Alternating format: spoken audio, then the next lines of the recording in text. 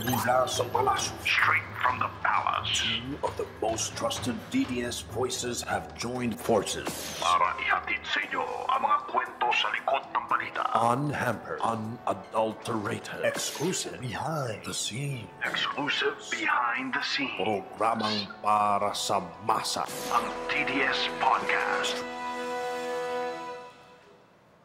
Mula sa hashtag Duterte, hashtag is coming, hashtag Duterte pa rin, hanggang sa ngayong hashtag change is here, gaano na nga ba nabago ang bansa sa loob ng isang taong panunungkulan ni Tatay Digong? Isang pagbabalik tanaw ang ating handog para sa unang taon ni Pangulong Rodrigo Roa Duterte mula nang mahalal ito bilang ika-16 na Pangulo ng bansa. Hashtag Change365 at huwag din kalimutan, hashtag Saludo Duterte. Magandang gabi, ako si Mocha Uson. Special ang episode natin ngayon at makakasama natin ang guwapo na, batikang TV News anchor pa ng People's Television Network na si Alex Santos. Magandang gabi sa iyo, Asek Mocha. At syempre, thank you so much for inviting me dito po sa napaka-espesyal pong okasyon. Syempre, isang taon na po ang ating pong Pangulong Duterte sa kanya pong panunungkulan bilang Pangulo po natin dito sa Republika ng Pilipinas. At syempre, binabati ko rin po na magandang gabi ang ating mga kababayan dyan po sa Luzon, Visayas at Mindanao. And most especially po sa ating mga kababayan all over the world na naka-tune in po sa atin. Alam mo ninyo, live po tayo ngayon sa PTV4 at syempre sa mga Facebook pages po ng Presidential Communications Office at maging ng Radio Television Malacanang, RTVM po. At syempre, napapakinggan din po tayo ng live, syempre dito ho sa DZRB, ang Radyo Pilipinas sa inyo pong talapitan. Huwag niyo po kalimutan, 738. Yun po. Good evening sa inyong lahat. At dahil nga special ang ating retrospective episode ngayon, tama yan. Hindi po pwedeng mawala ang ating mga vloggers, aka DDS social media warriors, at gusto ko rin pong tawagin ng mga vloggers para sa bayan dahil ito po'y ginagawa nila nang walang kapalit at talagang para lang sa bayan. At andito rin sila para magbigay ng kani-kanila mga opinyon sa ating mga pag-uusapan. Let us acknowledge the presence of our bloggers who are here with us. Good evening, gentlemen, ladies. Ayun. Salamat po, Smile. Masaya po ang ating pag-uusapan ngayon. Oh, exciting to. At andito rin po ang lahat at makakasama natin sa kabuang DDS Podcast, Special Edition po. At syempre, joining us also are the 365 correspondents from around the world. Abroad po tayo. Yes. At ito po sila, si Rado Gatchalian mula sa Australia. Hello po dyan! Hi, Rado from Australia. Hi, Rado. Si Ligaya Austria po, Diez ng Hong Kong. Hello po. Ni hao ma. Yun. Si Jonathan Marigsa ng Macau. Yun. Magkapit-bahay lang ng Hong Kong at Macau. Hello sa inyo dyan. At si Janice Salcedo ng Hawaii, USA. Hello there. Si Ray Edward Kiblat Umel mula naman po sa Riyadh, Kingdom of Saudi Arabia. Assalamualaikum. At si Sas Roganda Sasot mula po sa the Netherlands. Yes, the Netherlands. At syempre, hindi po mawawala ang United Kingdom. Nasa UK, London. Si Mo Wicks. Hi, Mo. Hello. Ayan, of course, but before we start, hayaan niyo munang basahin natin ng paborito kong excerpt mula sa Republic Act 6713. An act establishing a code of conduct and ethical standards for public officials and employees to uphold the time-honored principle of public office, being a public trust, granting incentives and rewards for exemplary service, enumerating prohibited acts and transactions, and providing penalties for violations thereof, and for other purposes. So, I will try my best to behave. Pero, andito yung ating mga vloggers na talagang sila na ang bahala sa ating mga matatapang na opinion. Okay. Simulan na natin. Simulan na po natin. At may papakita po tayo. Yes. And to begin our discussions, panoorin na po muna natin ito.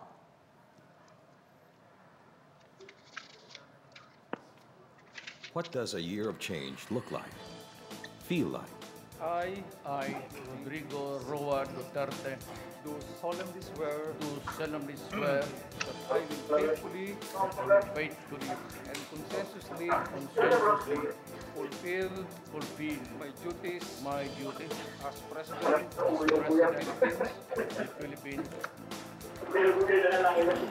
The inauguration of President Rodrigo Roa Duterte on June 30, 2016 marked the start of many firsts in the Philippines. He became the first president from Mindanao and the first incumbent mayor to directly assume the highest post in the land. For the first time in a long time, Filipinos voted for someone in the periphery to become the father of our nation. The direction of the Duterte administration sailed with his campaign slogan, "Change is coming." It has now been 365 days since change has come.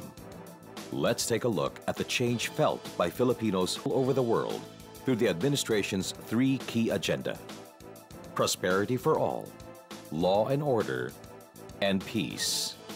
But that change, if it is to be permanent and significant, must start with us.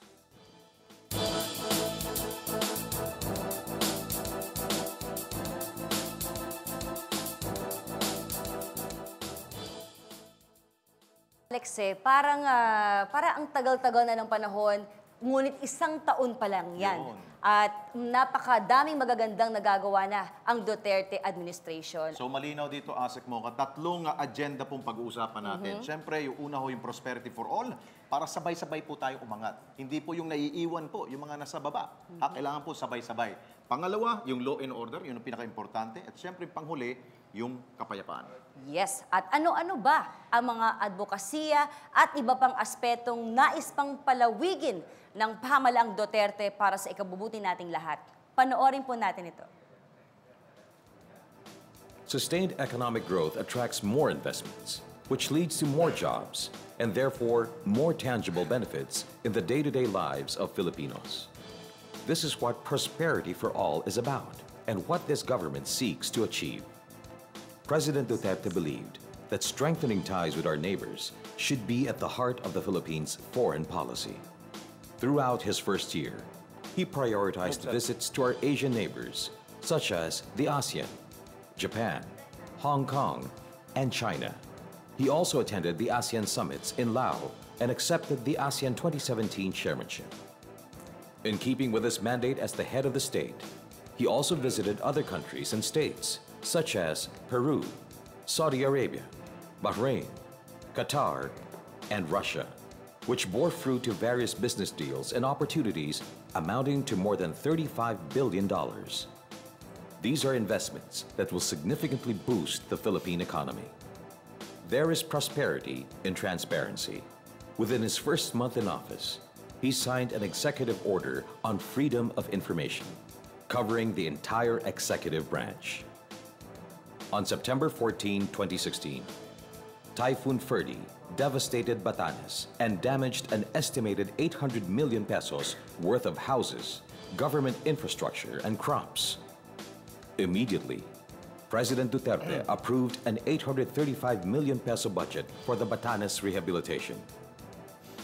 In between two foreign trips, the president still went to visit Cagayan province after it was ravaged by Typhoon Lawin.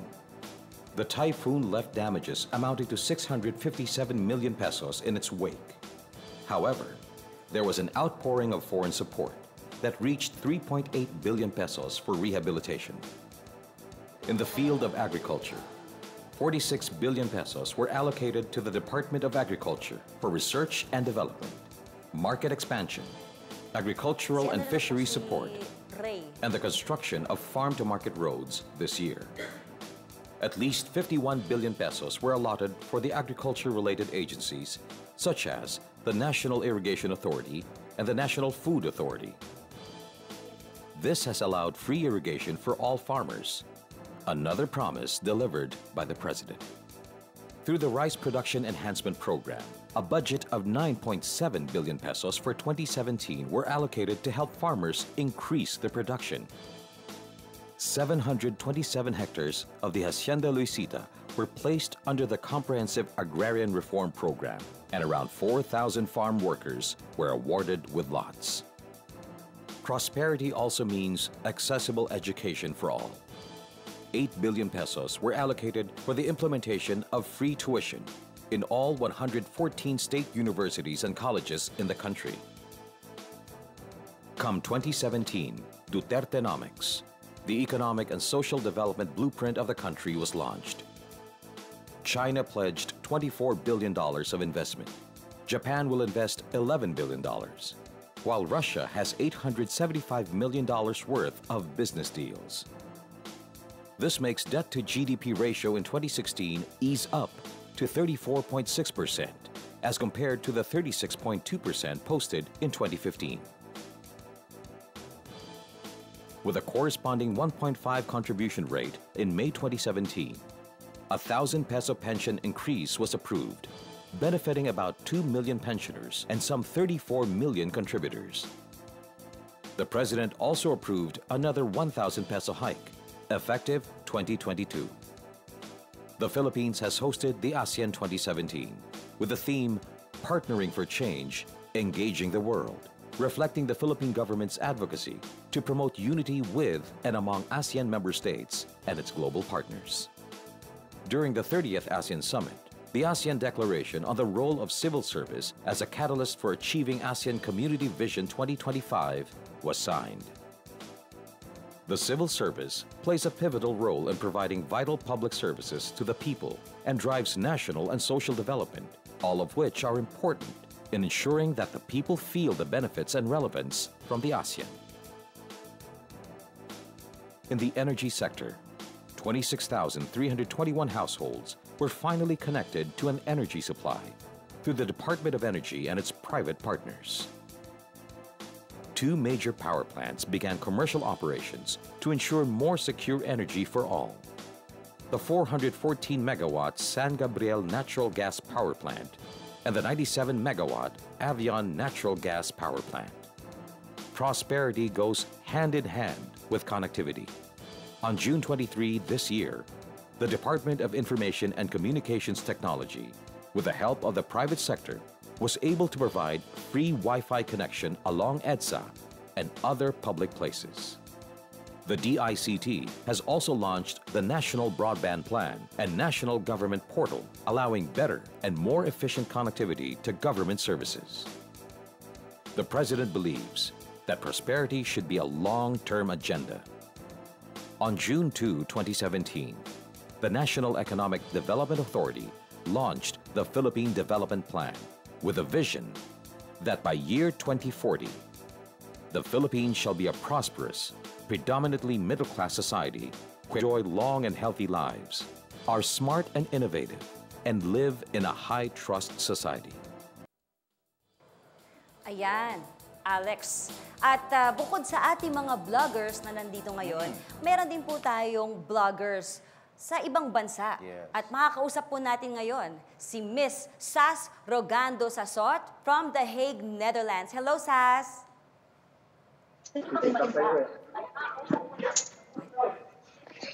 Sas?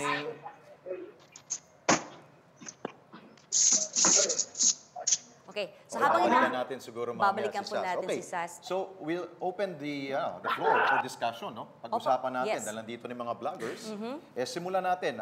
Sa akin siguro, mababanggit ko lang, ang maganda dito sa Prosperity for All is yung pagbisita ng ating Pangulo sa iba't ibang mga bansa. Hindi lamang po para sa ating kapakanan po ng ating bansa dito, kundi yung mga OFWs po doon, na nakikita siya. Maganda yun yung ginawa ng ating Pangulo. Tama po. And speaking of OFWs, mamaya maririnig din po natin si Kuya Ray from KSA. So habang inaantay po natin si Kuya Ray, ay tanungin po natin yung mga vloggers po natin dito. Mike Acevedo Lopez. Yun, Mike. Pay first. Good evening. Good evening. What can you say about this Prosperity for All? Well, two things, two basic things yung gusto ko, lalo doon sa pinalabas. Kakagaling ko lang ng Qatar. Yes. And by the way, mainstream media should report more properly kasi hindi nagkakagulo doon. Walang panic buying gaya ng nireport nila. Matiwasay, no? And congratulations to the OFWs na nag-celebrate ng Philippine Independence Day after Ramadan. Nandun, meron ako na-meet na Arab. No? Isang Qatari, and nagpunta siya dito noong 2010. tas na-compare talaga niya ang difference sa 2010, and he was also here early this year. There was a big change, even though in the attitude of people. Yes. And there is yung nasabi ba, change should come from each of us. And now, even sa tao, paniniwala na may pagbabago, everyone believes in it, and everyone seems to be invested in that change. So, on a personal level, you can see Filipinos believing in that change, not just trusting in one person, but, na talagang magko-contribute tayo. Yun, una. Pangalawa, we were talking, nag-live pa kami, nagda-drive kami from the desert. Sabi, kasi yun ang topic namin. Sabi niya, nagbago na talaga sa Philippines. Sabi ko, and one important change is yung build. Dutertenomics, no? Kasi, if I may, mas okay yung ating economic growth until 2010. We survived, more than survived, the global economic crisis. No? In fact, we were among a handful of countries that actually grew when America and other economies in Europe faltered and failed. Tayo umangat. So dapat, habang nag-expand yun, yung 2010 to 2016, yung panahon ni Noynoy Aquino, dapat yung government nun nag-invest in infrastructure. So that the GDP, yung mga fundamentals na okay naman, GDP, debt to GDP ratio, we had stable inflation and exchange rate, that would have trickled down na sana sa mga poorest of the poor, those who need it the most. Pero hindi. Kasi, bakit? Kasi walang infrastructure. Kailan lang siya nag-invest? Kailan lang nag-umpisa? Pa-election na. 2015 na hanggang 2016. So, for me, the last 6 years of Noynoy was a missed opportunity to not just sustain the momentum, but to expand the growth. So ngayon nakikita natin everywhere, the President is intent on connecting the Philippines, yung mga farm-to-market roads na pinakita. So I'm pretty confident that in the next few years, mararamdaman talaga, and the growth will trickle down to especially those to those who need it the most. Pangalawa naman, dun sa relationship with foreign countries, I'd like to point out China. Yeah. Kasi more than a year before President Duterte became president, I went to China. This time as dati kasi nasa government ako, this time as a private citizen, I was invited by the government of China and CFPD, that's the China Foundation for Peace and Development. I was there with Senator Villar, but I was from the private individual. And we were talking about the Maritime Silk Road, the 21st century Maritime Silk Road. But it was very hard for us because at the time, there was an ongoing case in The Hague, which is fine. No? That was the past government's recourse. It's fine. Pero my opinion kasi, my personal opinion is, we can agree to disagree on our claim of that area. Pero hindi porket we agree to disagree, we just cut ties with them or awayan na or we badmouth them or lambast them. Hindi pwede. Okay. So, nice, Mike. May 3 puntos kang binanggit, no? Siguro, we asked Tom, Tom, you want to share about dito sa pinag-uusapan natin, prosperity for all, especially dun sa ties natin with different countries. Yes. Well, I'd like to also emphasize what Mike said, no? For me, I'm really excited about the infrastructure development. Okay? My line of work requires me to move around a lot. Okay? I am involved in a profession that deals with people. So you have to meet constantly with people. You have to be present in certain, court hearings. I'm a lawyer by profession. And, if you can feel that lumuluwag ang negosyo, pag lumuluwag ang traffic of goods and services of people, mas madaling lumaki ang negosyo. Yes. Pag lumalaki ang negosyo, mas marami ang nabibigyan ng trabaho. Diba? That's the bottom line naman of everything, diba? That everybody gets to have a decent paying job. So, it's also in tune. You can see the baby steps here starting. That it is in tune with the objective of making the Philippines a predominantly middle-class country by 2022. Yeah. Now, as to the point of our prosperity as to relationships with the countries, we have seen a dramatic shift from being a one-dimensional approach to our foreign policy. We have opened our doors to our friends and our neighbors. We are in Asia and we are all Asians. There is so much opportunity waiting to be tapped. We should not be constrained from exploring these opportunities just because one of our allies or one of our treaty partners does not like it. We have to take care of ourselves first. kailangan natin alagaan muna yung sarili natin. Before, di ba may kasabihan, naniniwala ako before you can take care of others, you need to take care of yourself first. Thank you, sir. So that's the bottom line of all of this. And we can see that. We can see that that is where the direction is heading. Thank you, Sir Tom. At si Ma'am Shiz. Oh, yun, Yan, kilalang ano din yan, vlogger sa ating social media. Hello, Shi. Ma'am Magandang Shiz. gabi po sa inyo at magandang gabi rin sa lahat at sa mga nanonood sa atin. No? The points raised by Mike and Tom are very, very good points. But I would like to dwell on a more personal point of interest, which essentially is education, food, transportation, and communication. With education and food alone, it's very inclusive. Because papaano ba natin iaangat to middle class itong mga nasa lower classes natin? Through education. Give them food, give them education. And once they've learned how to, to fish for themselves, then that's the time that we can raise them from lower class into middle class. And that is through education and, providing them agriculture, which is food. Kasi diba, what PRRD really wanted to, his vision for the Philippines in the future is that we are self-sufficient when it comes to food. And that is through agriculture, fisheries, and we have seen a lot of, projects by the Department of Agriculture, improving the lives of our fishermen, including the lives of our yung mga magsasaka. And aside from that, on a personal level, what I have seen, kasi I came from the province, and majority of yung mga kasama ko dati sa province, we dreamt of going to Manila, living in Manila, and working in Manila because we thought the future is in Manila. That's where money is. But we tend to forget that where the land is, that's where the money really is. So parang ang nangyari kasi is, the mindset of the young Filipino people is that we were born in the province, we go to Manila to study, and then we work in Manila. So sino na ngayon ang mag-work sa province? Sino na ngayon ang magtatanim? Sino na ngayon ang magpapakain sa buong bansa? Diba? And that is one thing that the government is pushing right now, providing agricultural education to these children in the province so that they can take over their father and their forefathers in planting rice, in planting different root crops. That is very essential for our nation because that will feed the entire population. And good thing, we have a Mindanaoan president. Yes. At least alam niya yung puso at damdamin ng mga taga-probinsya. Very true. Yun. Yeah. At Alex, tanungin naman natin ng ating OFW sa KSA kung paano ba nakatulong ang state visit ni Pangulong Duterte. Yes. Dahil nakasama po tayo dyan nung last April. Andiyan po si Kuya Ray. Kuya Ray. Ray from... Asek mo ka, good. Tinko. Ayan, Kuya Ray, sinong kasama niyo dyan ngayon? Tama ko po si correspondent po natin ng Saudi, si Kuyang Reggie Stalvio. Yan. Kuya Ray. Po. Ayan, Kuya Ray and Kuya Reggie, ang ating mga OFW sa Riyadh, KSA. Paano po ba nakatulong ang pagbisita ni Pangulong Duterte dyan po sa KSA para sa ating mga OFWs?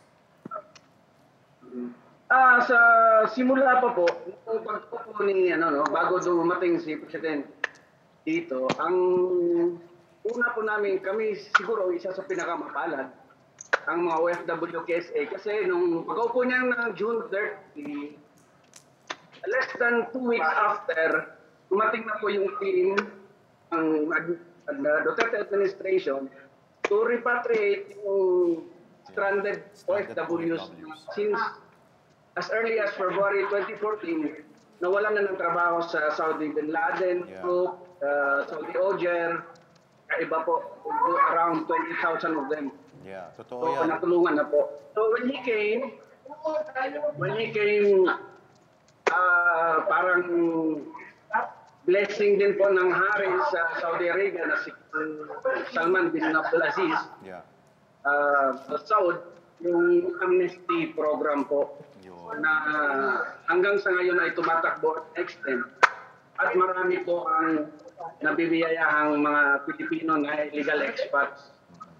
And since 19,000 na yata, if I'm not mistaken, numbers, nakauwi Pilipino. Yung balik manggagawa reintegration program ay napaigting po. Yan, maraming salamat Kuya Ray and Kuya Reggie. Thank you, Ray. From Riyadh, KSA. At nakasama nga po tayo doon sa state visit ni Pangulong Duterte. Sobrang saya po ng ating mga OFWs doon. At tulad po ng nabanggit ng ating mga mahal na OFWs, ay marami na po ang napauwi dahil po natutukan ni Pangulong Duterte ang ating mga OFWs sa Middle East. Ayun. Siguro sa mga vloggers pa natin, sino pang gustong mag-add sa mga comment or discussions natin dito sa una natin topic, Prosperity for All? Go ahead. Okay, Attorney. Attorney Spocky Parolan. Hello. Ayan. Magandang gabi. Siguro dadagdagan ko lang sa edukasyon. Yeah. Kasi hindi nababanggit. Ito yung mga ilan sa mga bagay na hindi nababanggit. At saka doon sa ating AVP kanina. Yung 8 billion na scholarship na free SUC education. Yes. At dinagdagan pa yung edukasyon para sa medical students. Yes. Yun ay napakalaking bagay. Kasi pag pinag-uusapan natin ang prosperity, ang pinag-uusapan natin dyan is the state of being successful or to grow despite this or that circumstance and despite the challenges. Hindi naman sinasabi na ito yung solusyon sa lahat. Pero ito yung magbibigay ng paraan para mas yumabong yung pagkakataon. At kasama rin sa prosperity, yung pagsigurado na ito hindi rin ito nababalita. Yung 100 million pesos na binigay ni Pangulong Duterte sa pondo niya na inilagay sa PGH para sa pag-assiste sa mga indigent patients, gamot, pati yung kanilang mga inpatient o yung kanilang kailangan nila i-confine, sagot na rin yun eh. At hindi ito nababalita. Yun yung nakakalungkot. Kasi napakahalagang mabalita itong mga ito. Kasi I think the biggest change that has been done for the first year is the change of perspective. Now, you have a president, may presidente tayo na nagbibigay ng nararamdaman ng tao na, teka, yung presidente na to is actually working for us. Medyo sincere, mukhang sincere to eh. Isang taon na, pero ba't parang nangangampanya pa rin siya?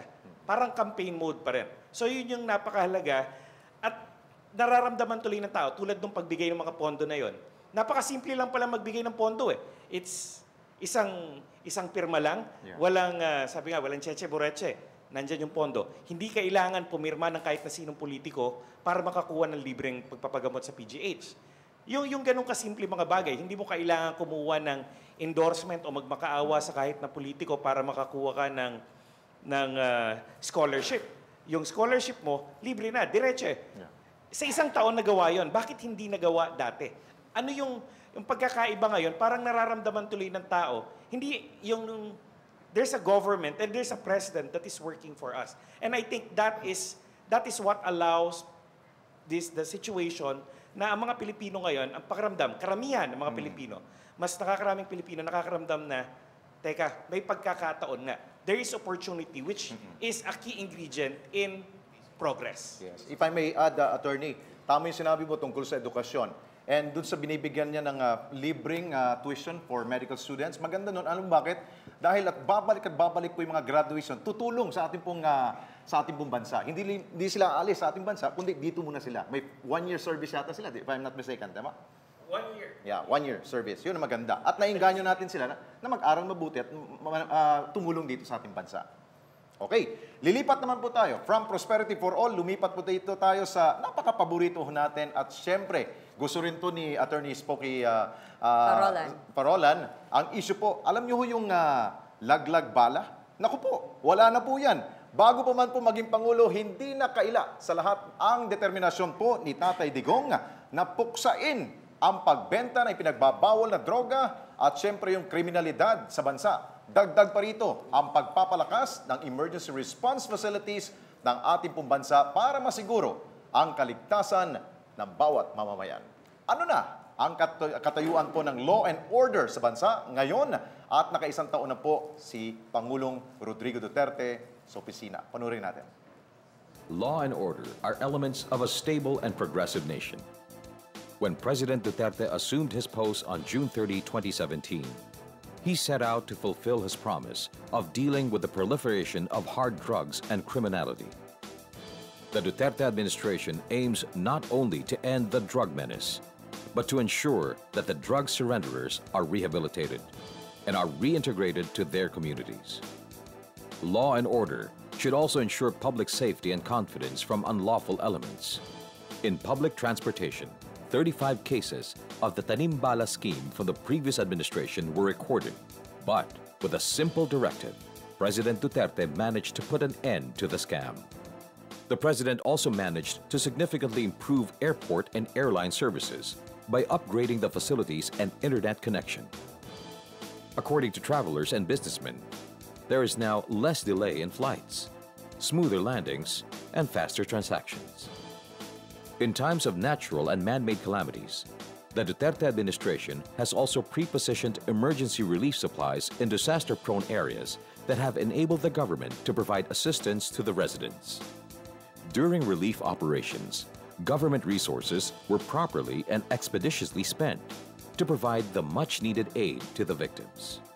There has also been a marked improvement on LRT and MRT services, including basic operation and convenient facilities like the 34 escalators and 32 elevators.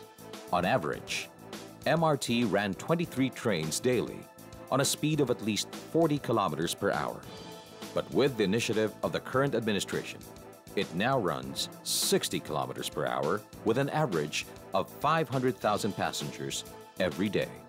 For the LRT, operating hours were extended, allowing 554 trips compared to the previous 512 trips per day. It also increased speed from 40 kilometers per hour to 60 kilometers per hour and caters more than 400,000 passengers every day. Another campaign promise was fulfilled as President Duterte brought the well-renowned emergency response system 911 from Davao City to a nationwide scale, launching it together with the government complaint hotline 8888. The hotlines handle an average of more than 200 calls a day. The staff works on rotation for 3 shifts to meet the hotline's 24/7 demand. President Duterte required the entire government to simplify government transactions in order to eliminate long lines. For example, the Bureau of Internal Revenue simplified the processing of tax clearances and certificates, authorizing registration for real property and shares of stock to only 3 to 5 working days. Meanwhile, documents like NSO certificates can now be applied for online at the nsohelpline.ph, while DFA applications are now easier through their website, passport.gov.ph. The President directed the repatriation of over 19,000 stranded OFWs and personally welcomed them at the airport. A one-stop service center for OFWs was opened at the Philippine Overseas Employment Agency in Mandaluyong City and has served more than 200,000 clients with 15 satellite offices. This has shortened the time to process their documents and reduce expenses of OFWs, as the services can be availed in just one location. The President also signed significant administrative and executive orders such as EO1, Reengineering of the Office of the President towards greater responsiveness to the attainment of development goals. EO2, operationalizing in the executive branch the people's constitutional right to information and the state policies to full public disclosure and transparency in the public service and providing guidelines. EO3, increasing the rates of combat duty pay and combat incentive pay of the Armed Forces of the Philippines and extending the same allowances to the uniformed personnel of the Philippine National Police. EO4, providing for the establishment and support of drug abuse treatment and rehabilitation centers throughout the Philippines. EO5, approving and adopting the 25-year long-term vision entitled Ambisyon Natin 2040 as guide for development planning. EO8, amending further Executive Order 120, Series of 2012, as amended by Executive Order Number 187, Series of 2015, on the Bangsamoro Transition Commission and for other purposes. EO10, creating a consultative committee to review the 1987 Constitution. EO12.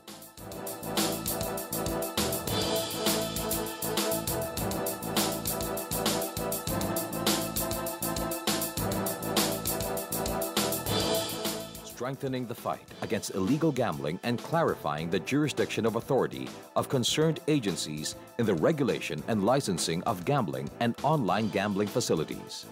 EO15, creation of an interagency committee on anti-illegal drugs and anti-illegal drug task force to suppress the drug problem in the country. EO26, providing for the establishment of smoke-free environments in public and enclosed places. Real Numbers PH was launched to counter misinformation in the war against illegal drugs. Now, citizens are given regular updates on the progress of this campaign. The war on drugs has resulted to 1.3 million surrenderers and billions worth of seized illegal drugs.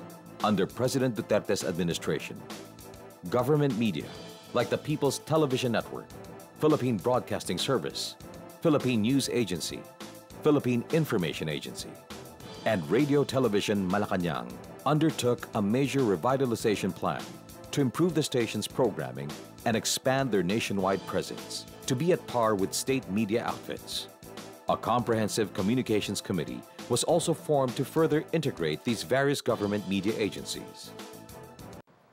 Ayun, ang dami hong mga accomplishment po sa law and order. Siyempre, ang napag-uusapan lagi ho, ang war on drugs. And I'm sure all our friends, yung mga vloggers natin, gustong mag-comment at magbigay ho ng kanilang for our discussions. Okay, unahin natin siguro. Attorney. Yes. Attorney Darwin Cañete. Hello. Hello. Sa war on drugs, yung focus ni President is, you cannot deny, almost every opportunity, pinaparating niya sa tao na ang drugs ay talagang penetrating almost every barangay in the country. Yung drugs kasi, we're not just talking about drugs in isolation. May kakabit na mga krimen yan eh. Yeah. Pag walang pambili yung addict, lalo na yung mga mahihirap or yung mga walang pambili ng droga, maghahanap yun ng pambili. And usually, ang pambili noon is galing sa pagnanakaw. And pag pagnanakaw, yung judgment niya baka maging malala, may napapatay. So, people are, lalo na sa mga depressed areas, halos gabi-gabi, may naririnig ka na naabangan sa mga kalye-kalye, namamatay, nang hindi alam kung sino pumatay, mga ganon. It creates fear and uncertainty. Kabit-kabit yan eh. If you do not have peace and order, businessman will be afraid to invest. If businessman will be afraid to invest or go into business, kulang sa trabaho. And the cycle will be there because yung pag walang trabaho, krimen. Ano yon? Kabit-kabit yon. I think my friend vlogger here has the figures. MJ Kiambao Reyes. Okay, so I think common na yung so far sa social media, nababanggit na namin to paulit-ulit na there are 1.3 million surrenderies and about 84 or 87,000 arrested. Yeah. Unfortunately, our friends from the mainstream hindi to nababanggit madalas. But more than that, gusto kong siguro i-correct yung misconception na mga mahihirap lang daw ang tinatamaan. This is not true kasi at this time, there are about 578 or 587, I'm just not sure of the exact figure, na high-value targets na aresto. When we say high-value targets, ito yung mga drug lords, mga elected officials, ito yung mga nasa taas. So, it's not right to say na mga mahihirap lang. Nagkataon na syempre, mas maraming pushers ang nasa laylayan. Kasi sa bawat isang drug lord, maraming galamay yan. At hindi tama na isipin or sabihin na ang puno lang ang kailangan mong putulin. Kailangan mula ugat, ulo, hanggang sa mga galamay, sabay-sabay yan na tinatanggal or ninoneutralize ng gobyerno. And that's where I and the most Filipinos really appreciate yung war on drugs na ginagawa ngayon ng gobyerno. Yes. Attorney Bruce Rivera. For me kasi, the drug problem in the Philippines is different in a way that it targets poverty. The reason why marami po ang nagiging addict sa shabu or sa meth or sa ice, sinasabi nila, is because many people think that if you use ice, you can work more. So they are the drug lords and those who sell drugs take advantage of people's poverty. Yun po ang problema ng droga sa Pilipinas. Unlike the problem of drugs in the United States, hindi po poverty based yan eh.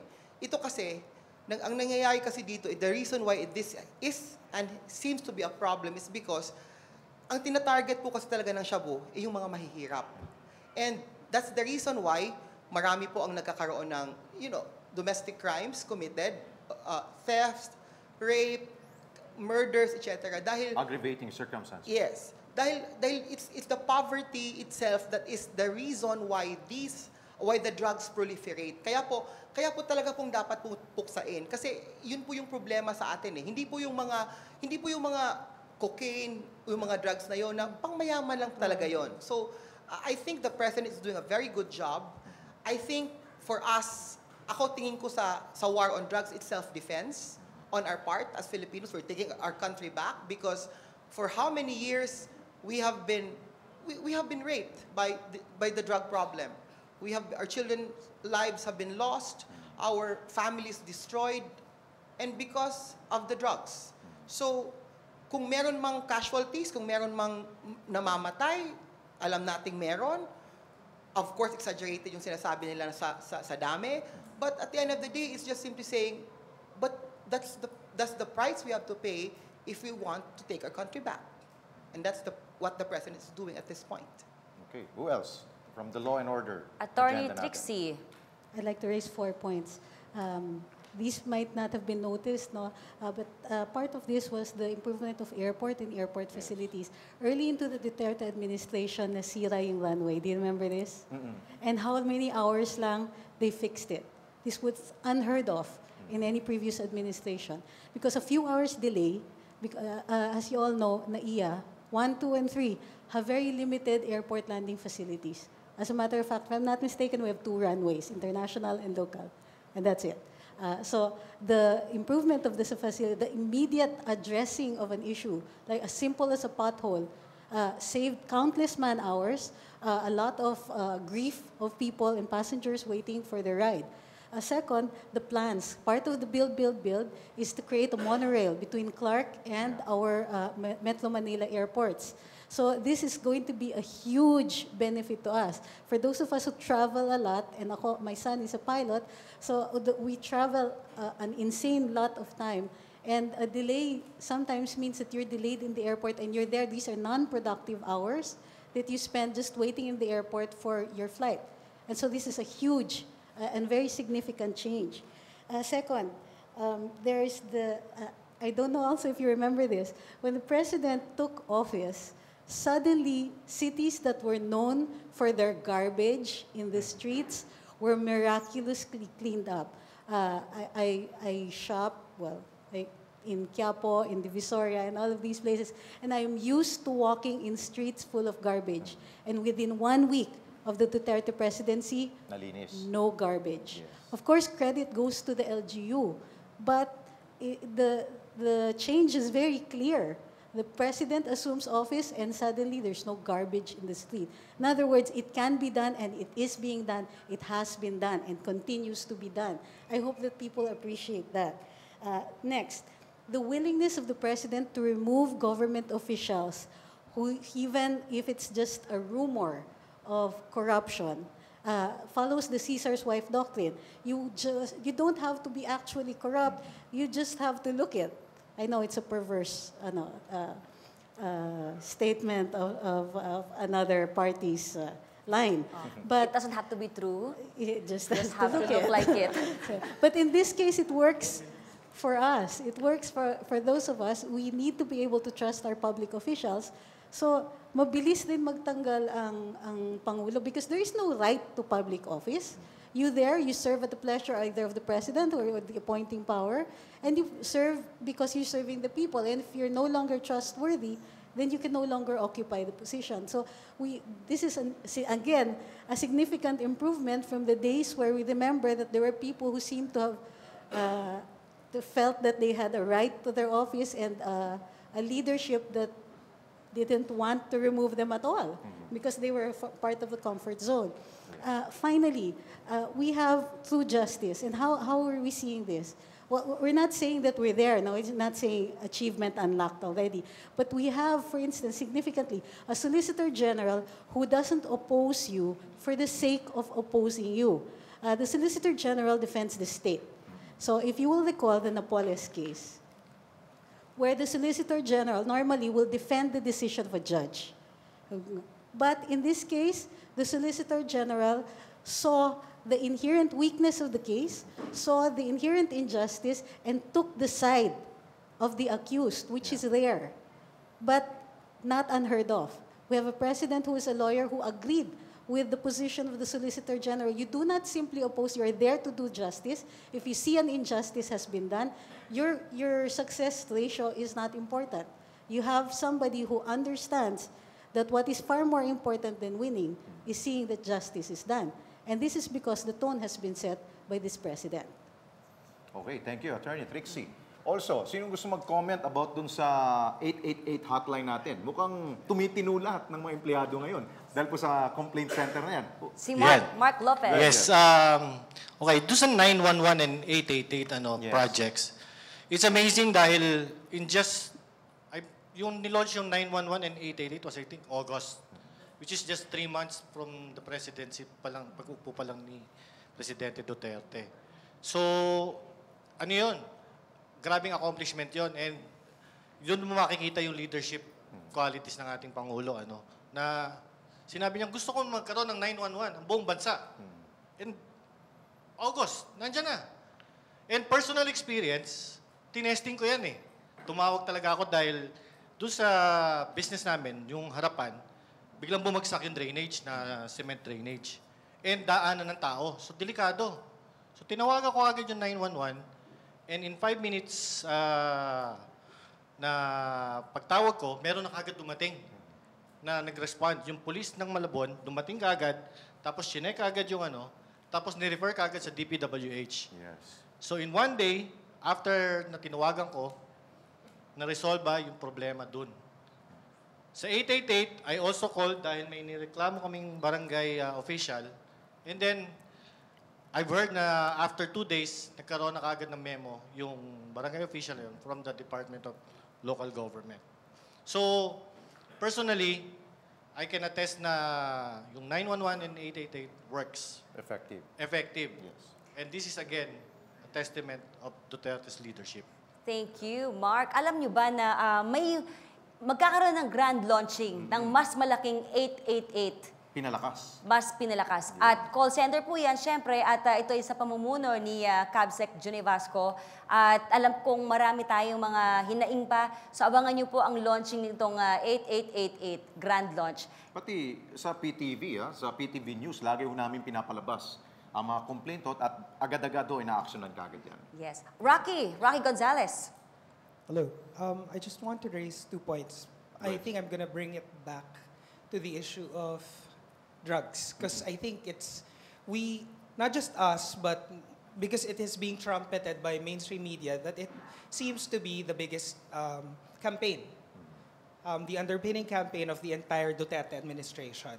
So let me just add to the facts that my good friend MJ has already cited. We also have 1.7 metric tons of confiscated shabu, which is unheard of. All right? Tapos nun, kasi what has been happening is that a lot of people have been heavily focused on the first part, kasi we're talking about law and order here. And order also goes to the idea that the president actually has a plan. It's not just Operation Double Barrel or Double Barrel Reloaded, but there is in fact several other steps to it. We are now at the point where we have #RealNumbersPH, but there are 2 other hashtags that will come hereafter, which is Real Solutions, #Real Solutions, and #Real Stories. Success rate of people who have been reintegrated into society. So, I'm using what DSWD Secretary Taguiuelo said during the rehabilitation, na parang a lot of people have been heavily focused on this. And the violence that comes with the first part. But then, the President actually has a plan, a massive plan. That there is, in fact, a second phase to this. It's not just about catching people who are committing crimes, but there is also a rehabilitation that is going to happen. And rehabilitation does not just end there. Now, this was backed up by Secretary Ubial when she said that there is, in fact, inpatient care being given to these people, the surrenderies, as well as, of course, the people who are, and there's also TESDA pala, who is also training people to help them not just be rehabilitated, but to be reintegrated into society, to become productive members of society once again. So, I see that there's a clear direction, which goes into the idea that law is being upheld and there is order in our society. There is a point where people who have gone astray, who reached out and wanted salvation, and they're going to be brought back into the fold. Yes. Good point. Yes, sa pagpapanatili ng batas at kaayusan sa ating lipunan, kaakibat nito ang pagtatag ng pangmatagalang kapayapaan. Sa ikatlong agenda, balikan natin ang naging hakbang ng pamahalaang Duterte sa pagkamit ng kapayapaan sa bawat Pilipino. Panoorin natin ito. While law and order was being strengthened, the seeds of peace were also being planted. The Duterte administration began talking peace with several longtime revolutionary groups in the hopes of bringing an end to internal strife that has plagued the country for decades. Even before assuming the presidency, then Mayor Duterte had a cordial relationship among revolutionary groups, citing his being a socialist and having Moro lineage. This served the country well, as the president opened the channels for peace talks with the communists and the Moro revolutionaries. The president even offered several cabinet posts to the Communist Party of the Philippines and the Muslim revolutionaries in a show of good faith in the peace talks. In March 2017, President Duterte resumed the peace talks with the Communist Party of the Philippines, the New People's Army, and the National Democratic Front, stressing the point that communication and good intention are vital steps towards peace. On the Moro front, several meetings were held with the Moro Islamic Liberation Front to achieve peace in Mindanao. To broker a deal with our Muslim brethren, President Duterte signed an executive order expanding the panel that would draft an improved version of the Bangsamoro Basic Law. While the road to peace is long and difficult, it is one worth traveling on for the sake of our children's future. Pag-usapan naman po natin ng peace, kapayapaan. Yes, tama yan. Pangunahan na po ni Attorney Bruce Rivera. Bilang isang taga-Mindanao, si President Duterte po ay naiintindihan niya po. He understands conflict because Mindanao has always been the center of conflict, the reason for conflicts. At nakikita ko po na ang unity po ng Pilipinas, the unity of the Philippines, lies on understanding the cultures, especially the Muslim cultures in relation to the Christian cultures. Pag ikaw po ay taga Manila, hindi mo po masyadong maintindihan yung conflict ng isang Kristiyano sa isang Muslim. But ang presidente po nating ito, the first one from the South, really understands it kasi he lived through it. Ako po ay taga South din, ang tatay ko po taga Davao del Sur, kaya po naintindihan ko rin po yung sitwasyon na yan. Na we have to, in order for us to really have lasting peace, hindi po suggestion na kailangan natin silang i-segregate. Ang ginagawa po ni Presidente Duterte, he is actually looking into commonalities of people. Hindi po tayo if you notice, hindi po siya masyado nagiging Katoliko, hindi din po siya masyadong Muslim because at the end of the day he is not just leading the Catholic faithful of the Philippines. He is leading the Philippine nation which consists of Catholics, Protestants, and Muslims. So for me, that is by itself an achievement, not because of the Filipino people, because we elected somebody from the South who understands the problems of the South. Okay, well taken. Ang opinion ni Attorney Bruce. Faith, go ahead. Yes, so I've been to Mindanao a couple of times, and I think part of the problem kasi is it's very hard for people na maintindihan nila kung ano talaga yung sitwasyon doon unless they've been there. And my travels involved going outside of Davao because now Davao is very safe. Before, di ba, one of the most dangerous cities in the world yon. So I went as far as Bukidnon, the Cotabato region before, and I could definitely see na kailangan po talagang stabilize yung region, Mindanao region. Why? Because Mindanao, even before elementary pa ako, considered na siya na fruit basket of the Philippines. It's very rich, very economically, agriculturally rich. Kaya lang, hindi siya umuunlad precisely because of the conflicts and the terrorism that they are now experiencing. It has been there even before. Ngayon lang po nabibigyan talaga ng pansin. So it's ngayon, sana mabigyan na sila ng kapayapaan doon because it's high time for them to have that security. And also, going back dun sa peace, yung peace of mind na lang eh. As a writer, I started researching about drug violence, drug crime. And na-close yung account ko kasi attacked ako eh. Na-close yung account ko, hindi na ako makapasok sa page na sinusulat ko na yun. But people have been writing to me, OFWs, and a lot of victims of the drug crimes. And masakit, mabigat sa loob. Kapag nakakarinig ako ng kwento or nakakabasa ako ng kwento, hindi ko nakakalimutan lahat. I think that's why that kept me going to keep supporting Tatay Digong. Personally na lang, for us who have been commuting, for us who have been working 8 hours, 10 hours a day, ang hirap, yung backpack mo nasa harapan mo, tapos maghihintay ka ng train na sira. And then, pagdating mo ng bahay, kulang na ng pahinga, but you still have to be with your family trying to earn really hard money for them para lang mabuhay ka. And then, hindi ka makaasa sa gobyerno mo na makakatulong sa'yo. But when Duterte came into power, unang-una niyang sinabi, you have to respect yourself. You have to fight for your rights. And I appreciate that because now, that's the change that has been going on. Okay. Thank you, Faith. Thank you, Faith. Dito tayo. Mukhang madalas dito. Dito tayo. Kay Alex, Attorney George. bago yan, meron po tayong comment from our netizens habang inaayos natin yung microphone from Eileen Arboleda Orbeta. Nakakataba ng puso ang sinuportahan kong Pangulo at patuloy na sinusuportahan.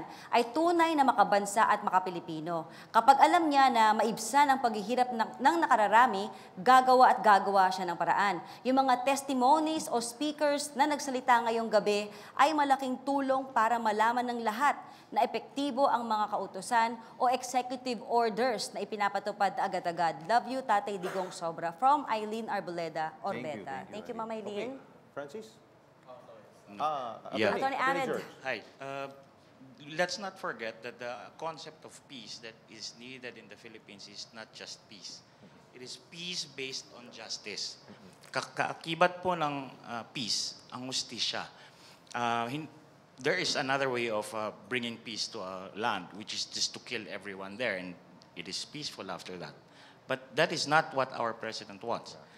What our president wants is to preserve a country, a community of people na wala yung masasamang nangyayari, walang krimen, walang ano. And then there is a possibility of people to still trust the government because there is the justice system. They can get back what have been taken from them, they can vindicate their rights. So ang importante niyan is magkakaroon tayo ng mas maiging serbisyo from the first intersect between the public and the government or the justice system, which is the DOJ.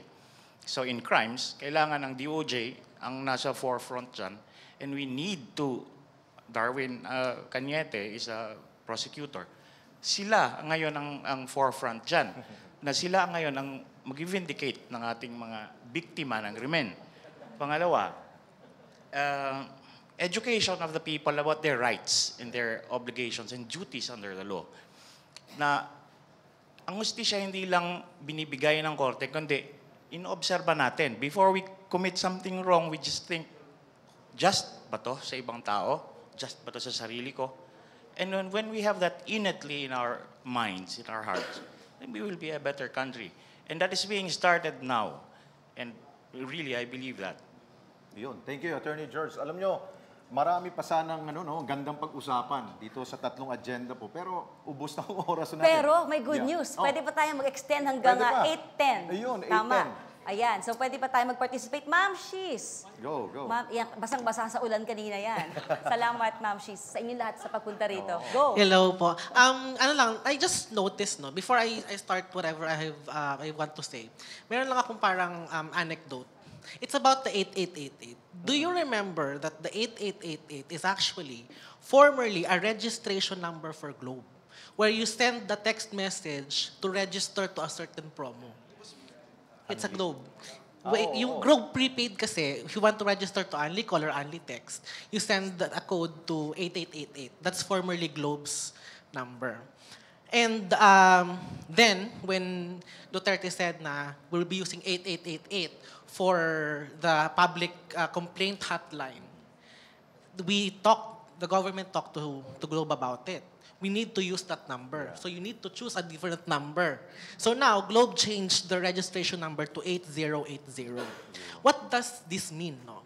It means that if you really want something to be done, you can do it. If there's a will to do it, then you can definitely do it. The only thing that you need is yung will.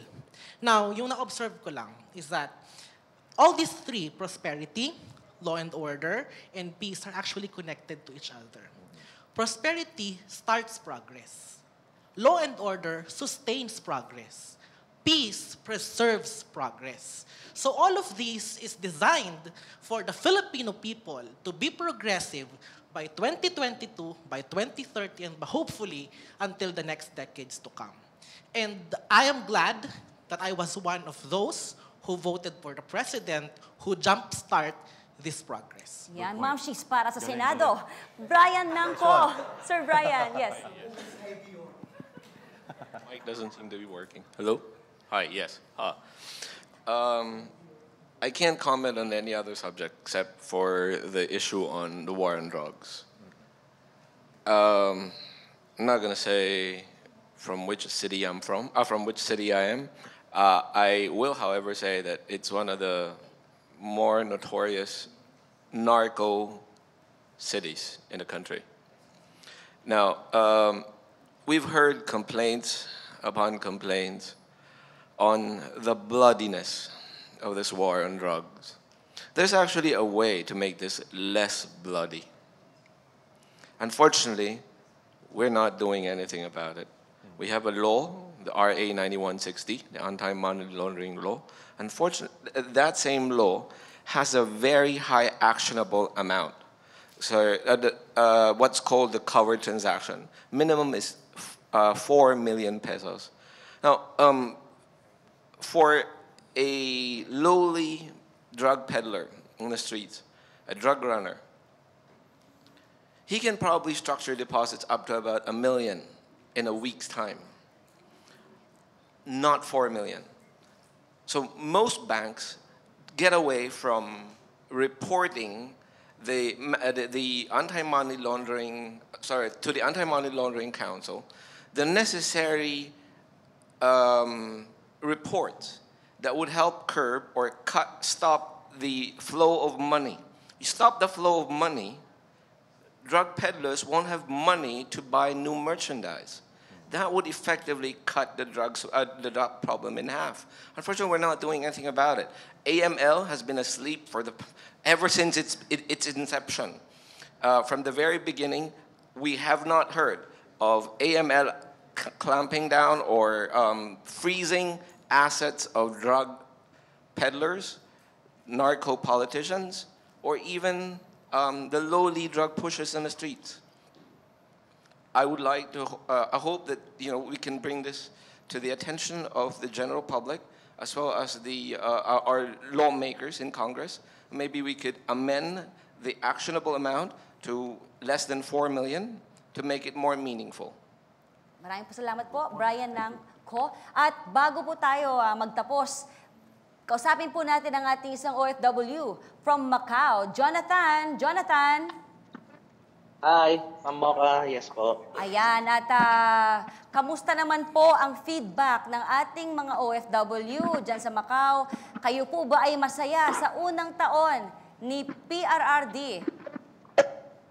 Yes po, Ma'am. Actually, masaya po. 100%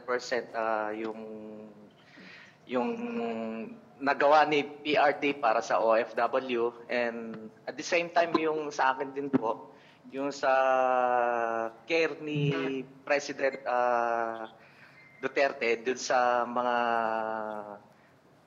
sundalo natin na nakita niyo naman na yung private plane, yung presidential plane ni PRRD ay pinagagamit sa mga sundalong sugatan. So, ito nakaka-high moral. Nakaka-high moral talaga para sa mga sundalo. Thank you, Sir Jonathan. Punta naman tayo kay Rado Gatchalian from Australia. Rado. Hello po, good evening. Ayan. Good evening, Rado. Mabilisan lang po.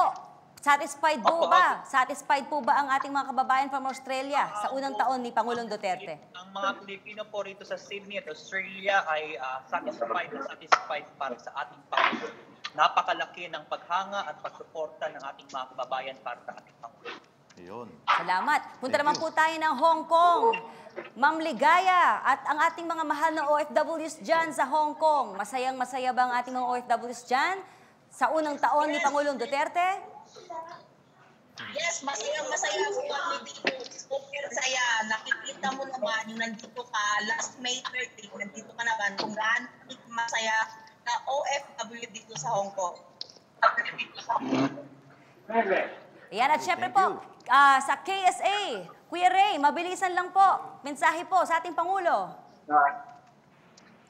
Kuya Reggie, Mocha, ang isa pong magandang naidulot po ng ating Pangulo dito sa KSA ay yung engagement po ng Filipino community. Sabagot, nagkaroon po sila ng kumpiyansa sa ating pamahalaan. Sila po ay tumutulong sa ating mga ahensya ng pamahalaan dito sa Saudi Arabia, sa ating embassy at sa Apollo Office, sa lalong-lalo na po sa mga kababayan nating nangangailangan ng tulong at yung embassy on wheels ng ating embahada. Malaki po talaga ang naging engagement ng Filipino community simula po ng nanungkulan ang ating Pangulo. Thank you, Ray. Thank you, Ray. Mula po sa Saudi Arabia. Mula naman sa Hawaii, USA, si Janice Salcedo. Janice. Aloha. Kaya Ma'am Janice, kayo naman po, mensahe nyo kay Pangulong Duterte sa kanyang unang taon. Congratulations po at saka sana bigyan pa siya ng mahabang buhay at saka sana he could take good care of himself. Thank you so much, Janice. Mula po sa Hawaii po yan. Okay. Ang ganda ho ng diskusyon natin dito. We thank our bloggers. Thank you so much po. This is just the first year of the President. And in that short span of time, masasabi ho natin malayo na rin po ang ating pong narating in terms of change. Pero change will not happen kung wala ang suporta at kooperasyon ng mamamayang Pilipino na nagluklok sa kanya bilang Pangulo ng Bansa. At this point, tanungin na natin ang ating mga ka-DDS social media warriors kung ano ang kanilang mensahe. Short message. Short message lang. Oo, para maiksakatuparan Okay. ang pangakong pagbabago ni Tatay Digong. Siguro. Isa, sino po ang pwedeng 30 seconds lang ba? 30 seconds. Okay. Go ahead, ma'am. Ma'am MJ. Hello. I'd like to just congratulate our President for surpassing successfully and purposely all the challenges on his first year as the President of this nation that badly needed rehabilitation. So, maraming salamat po sa pagpukaw mo, mahal na Pangulo, ng pagkamakabayan ng milyong-milyong Filipino sa iba't ibang panig ng mundo. Maraming salamat, Pangulo, sa unang taong panunungkulan at paninilbihan mo sa bayan natin. Maraming salamat sa tunay na malasakit mo sa mga law-abiding mamamayan. At dito na po magtatapos ang ating special episode na #Change365, #Saludo Duterte. Patuloy niyo pong subaybayan ang ating podcast sa PCOO, RTVM, Mocha Uson Blog at Martin Andanar Facebook pages at ang mga Facebook pages po ng ating mga vloggers para sa bayan. At syempre sa ating pong mga kababayan na nanonood po sa Facebook man yan, sa PTV at sa iba pang mga medium ho ng ating pong gobyerno. Maraming salamat. At Asek Mocha, thank you so much for inviting me here. Ay yes, sana po Sana makulit. po huwag kayong magsawa. Ay hindi po talaga. Thank Alex, you so much. Sa salamat. mga vloggers na natin, maraming salamat po. At nice din po nating pasalamatan ng PCOO, RTVM, PTV, Radio Pilipinas 1 at lahat po ng ating viewers from all over the world, buong Pilipinas. Muli po, ako si Mocha Uson at ito ang DDS Podcast Special Edition. Magandang gabi. Saludo, PRRD. Saludo, Duterte.